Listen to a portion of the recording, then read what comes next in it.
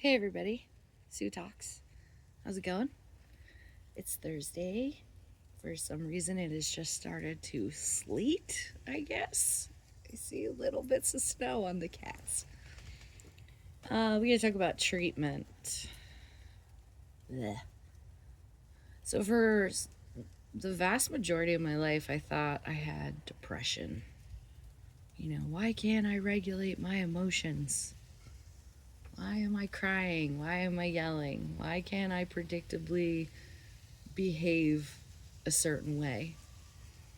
And people are like, oh, it's talk therapy. You just talk therapy until you can't talk anymore, which is super hard because you have to be discerning enough to be like, yeah, it's not that the talk therapy is bad, it's that this person that I'm talking to is bad. So finding the right fit is essential. The right fit can get you on the right path. The wrong fit make you hate therapy and never want to do it again. See how tricky that is? It's all about perseverance. So I was thinking about a timeline, and someone had said that 2019 was a pivotal year, and I thought about that.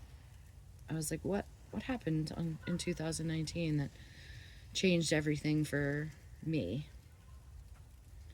So I had three little ones, and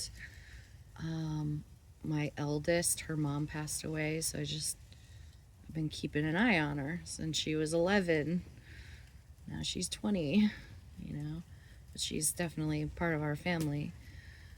And I had twin 6 year olds and a 3 year old. I mean, it was just a lot. I had so much on my plate. And I was breaking down. I had like a total breakdown. And I went to, I'm sure you've heard of McLean's Hospital. Like, I think James Taylor wrote some cool songs when he was there. So McLean's has like the nut house. I don't. That's not kind. The day-to-day psych ward that you could just go. If you have insurance, a lot of it is covered. So I've never been to the day-to-day psych ward, although I've met plenty of gals that have and are like, "Yay, free vacation." So they also have these other programs. So for the men who have experienced trauma, they have what is called the Leaders Program. And it's a 2 week, 4 week. I think they also do groups. And of course, it's in like Belmont, Massachusetts. So, like, not super convenient, but I'm sure there are other centers such as this. And then for the women, they have the Hill Center, which is exactly the same as the Leaders Program. It's just for women. And they separate you by gender because they want you to feel safe. Because a lot of women, right, are experiencing sexual abuse trauma. SA. I hate that people call it that because it just say what it is. I'm so tired of everything being this secrets and lies bullshit. We all have experienced trauma, okay? Whether you are a firefighter or a police officer, or an EMT, or you're a nurse, or you're a teacher, or I don't know, you're just a human being, because there are tiers of trauma.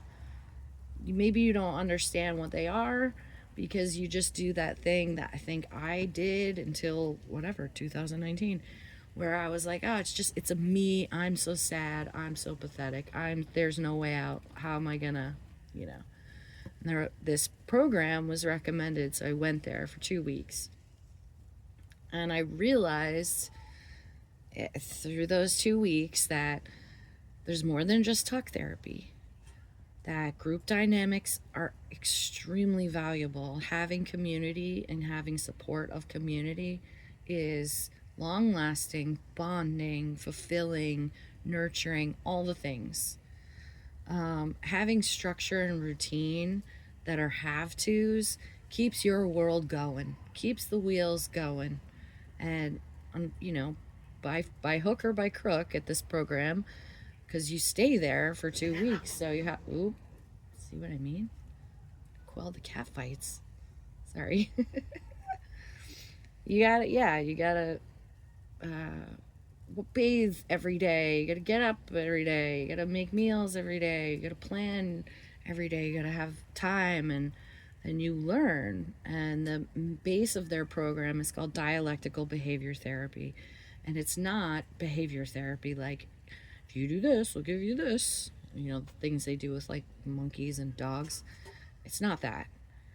It's being able to analyze the little bits about yourself and go, oh, when I'm having this emotion, my body feels like this. Okay, so let's just use that as an example.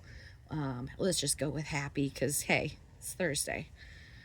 When I feel happy, I all right, when I experience the emotion of happiness, my feeling is aloft, elated, excited, maybe a little jittery. Maybe I spend money really easily. You know, there's just like certain things that you're happy, you're in the flow, you're not worried. So you're doing that. But then you also have to go, okay, I know I'm going to feel happy. I got to have a budget. I'm going to be prepared that I'm not going to spend more than X because I've made that goal during a calmer time. And just something as simple as that, and having somebody say, hey, it's not depression, it's trauma. You know, why do you feel like this around this type of man? You know, why do you feel this way in this type of environment? Could it be, why are your dreams doing this? I used to have a dream that I was at like a concert on the toilet and a gunman would come in and start shooting. Like, and I was like, what does that mean? You know, my therapist at the time, oh, it's just a lovely woman in Cambridge. She was like, well, it sounds like you feel vulnerable. And I was like, oh, pants around my ankles, sitting on the toilet, can't see who it is, and there's gunshots happening. Yeah, well spotted. It's definitely vulnerability. You know, and like a lot of those uncomfortable feelings ultimately end up being anger. Because you just get mad at yourself. You get mad at the feeling. You get mad at existence. You get mad. You get mad. You get mad.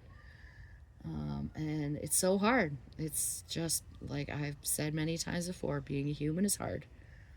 But it's also the more you know, and having people in your life that love you and trust you enough to go, hey, I notice you're doing that thing. Can we table this until a time where we have more time to talk about it? And in the meantime, can we do X, Y, and Z?